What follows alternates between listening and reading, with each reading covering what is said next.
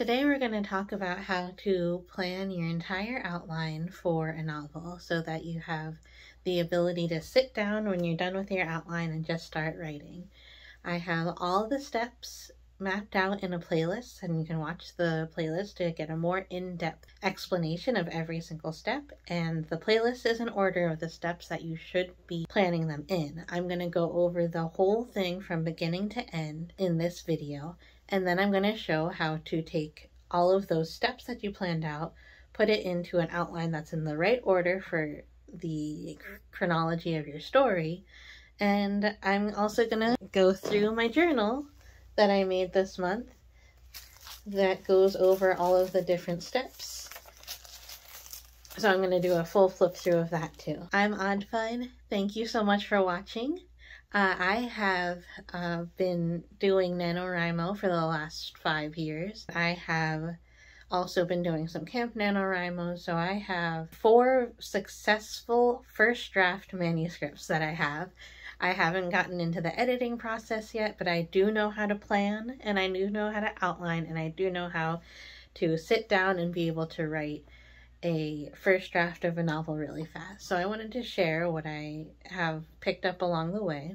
I'm sure this doesn't work for everyone, but it does work for me, and it brought me from someone who had a lot of ideas about different stories and different novels and kind of loose ideas for things, and it got me from that person to having the mindset of always being story driven and character driven. And I think this, if you follow this step by step, you can be like that too. So let's follow along and we'll take a look at my journal. Here is my planning journal that I made this month. I made it at the beginning of the month. It's a junk journal. The other thing that I do besides writing is junk journaling and making junk journals, so I thought I should make one for these videos too. I should probably put a title page on there, so let's do that now.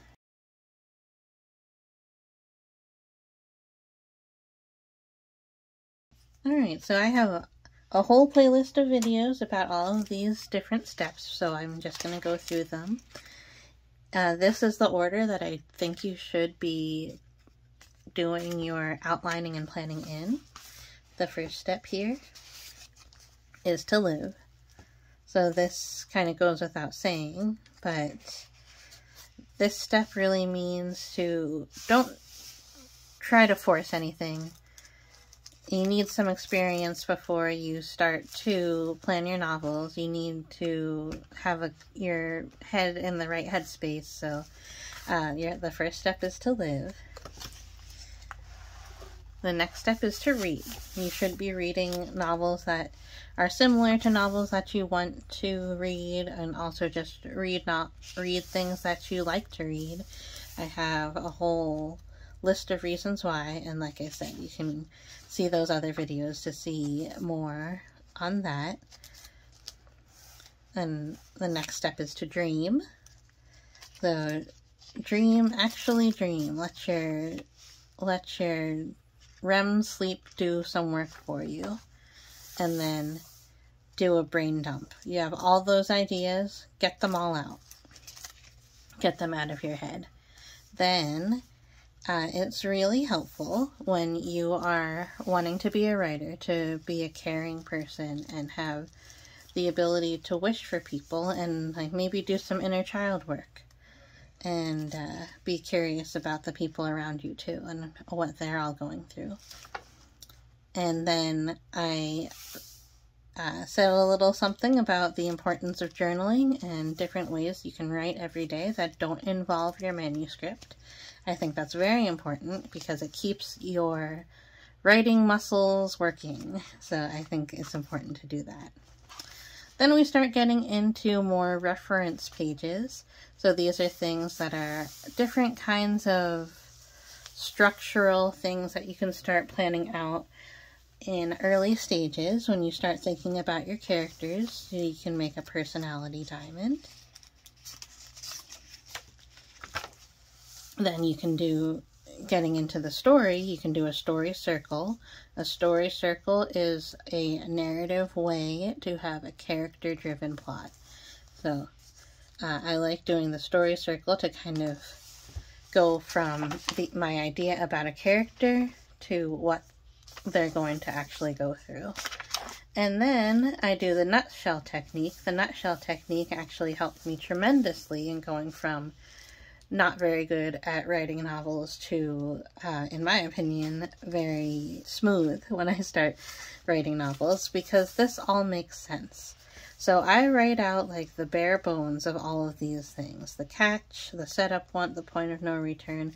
I write all of these things out, but I don't plan them in depth yet. Full from beginning to end idea of what my story is and what my character goes through and why my character goes through this.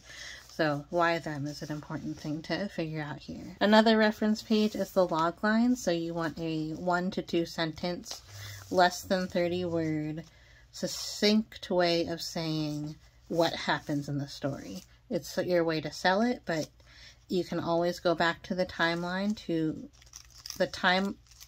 of your log line to make sure that you're on track when you're writing. Then the protagonist splash page I have here. So we're still talking about the same protagonist that you planned out in your character diamonds, and you just write out a bunch of different things that I go over in that video. Your setup one, your want, and your need. This is where you transition from going from your reference pages to the actual outline of your story. And the point of no return, this is when you're definitely starting to write out the, if you think about like your outline having like the Roman numerals and then the Arabic numerals and then the lowercase and the, you know, the smaller numerals. When you think about that kind of outline, we're doing one of those steps here when we get to point of no return, and we're going to continue doing that for the rest of the time. Then we have the midpoint. Well, this is the high point of the story when the person is at their false high. Then you plan the dark night of the soul, or the low point. So these things are kind of, while you're still thinking about your story, you're still going through the story circle, you're figuring out how the sine wave relates to the story circle, and you're kind of getting the structure of the house built, and now you're starting to put in like the drywall and stuff. With the climactic choices, you're starting to fill in a lot of the gaps. This happens towards the end of the novel, but it's nice to think about your climactic choices earlier in the planning process so you know what you're going towards. This is another reference page. This is your cast of characters. So similarly, you write things out for your side characters. You give them a story circle as well. Then we're going to plan the final image. So where your character is fully changed at the end of the story circle, plan out that final image. You have some ideas for the opening image.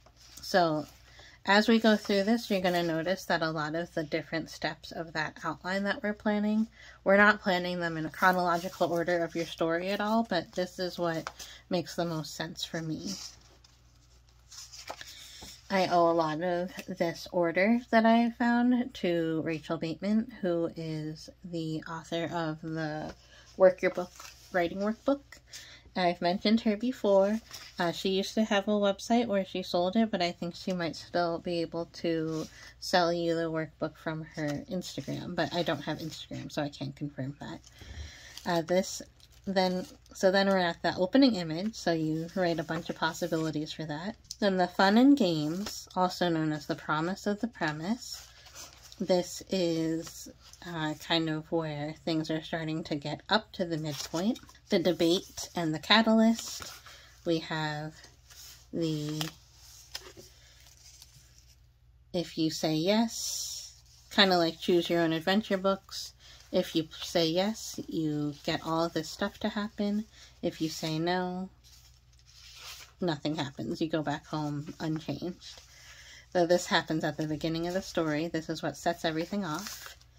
bad guys close in is when things start to go down the sine wave. Things get harder for your protagonist, and that false high, you start to realize why that high was false. The whiff of death and the all is lost moment talks about when your character faces death, and the low moment talks about when your character feels all alone and when they wish they never even started. Then you plan out your B plot, which actually crosses with the A plot a couple of times, but most importantly they cross at the aha moment, which is the break into Act 3. And also at the midpoint when things are good for your main character. Then I talked about planning the 5-point finale, which comes from Blake Snyder's beat sheet from Save the Cat. The steps to that are gather the team, the grand scheme, the high tower surprise, dig deep down, and executing the new plan. So I go over in the video where I talk about the 5-point finale, I go through all of those different steps in detail. So please reference that. And then that's the end. That's the end of the outlining process, except for you have one more thing, and that is to kind of put it all in order. What I have here is some ways to kind of understand some of the stuff at the beginning to get yourself ready to start outlining. These are going to be the things like live, read, and dream, care. I don't actually think these are frivolous, of course. I say frivolous in a kind of tongue-in-cheek way. I think frivolity is like my superpower. I think it's really important to be frivolous, and I think that good art is not made without some frivolity. Ways to help your brain, and that is, of course, journaling, writing every day, and the brain dump, which could kind of be in both places. Then you have some reference pages, stickers of people looking at books. So your reference pages include your character diamond, your story circle, your nutshell technique, your logline, your protagonist sheet, cast sheets. Some of these things here you might have your brain dump. You might use that as reference, and then also anything you wish for your characters. So these are your reference sheets. So when I go through my journal or my notebooks that I use, I will go and on my reference sheets, I will mark them on the top, across the top. These are all of the steps that we planned out, all of the actual lines of your outline. This is the order that we planned them out, so that's why I wrote planning order here, which is very different from your story order, because it would be really crazy to have your final image happen before your opening image, wouldn't it? So I'm going to go over how to put these in order. Okay, so I have 14 lines, so I picked out 14 colors. These are the Crayola Super Tips, by the way. Let's mark all of these out. So the first thing that happens in your story is going to be the opening image. Then we're going to talk about the setup want. Third and the fourth thing go together. That's the catalyst and the debate. So the catalyst is going to happen first, and then the debate.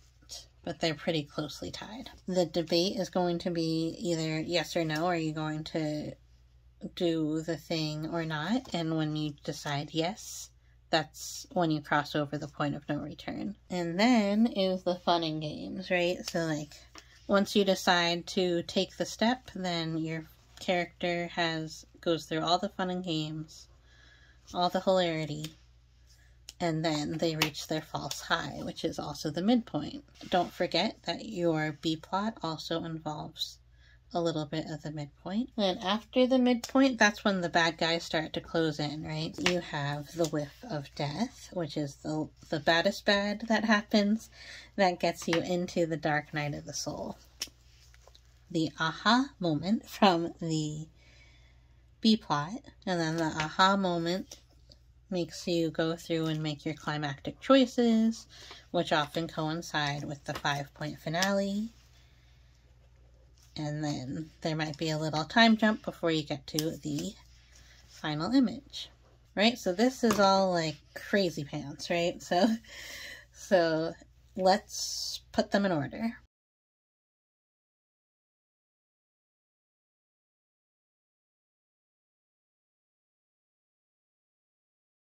Alright, so that's much better. Now the rainbow is in order. It's not like a bunch of different things going on. So similarly to putting the flags on the pages that you've done, you can put tags like I did here. So you can see if you go down here, the first tab that I have is on opening image. The lowest tab that I have is on the final image, and then it goes in order through the chronology of the novel that way. So like this is going to be the fun and games, and then right after that we're going to find the midpoint, right?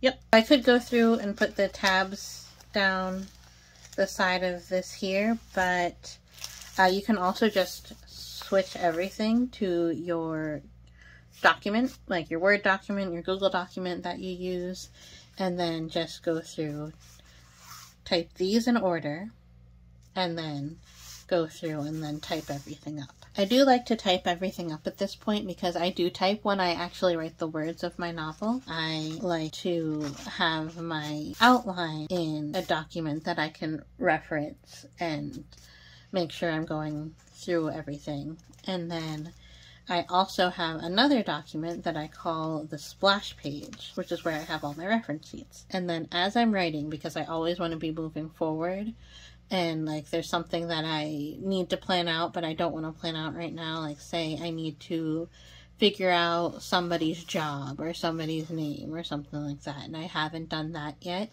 I will just add to my reference sheet my splash page and say that.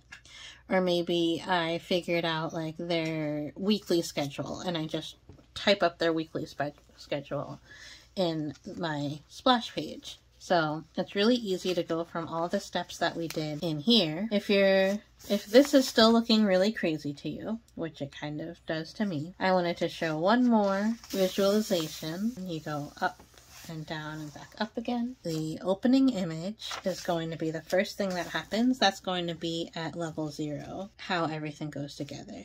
So here's your opening image. Your main character wants something, but this is their regular life. The top is going to be the midpoint. The bottom is, let me make sure I get the right color here, the dark night of the soul.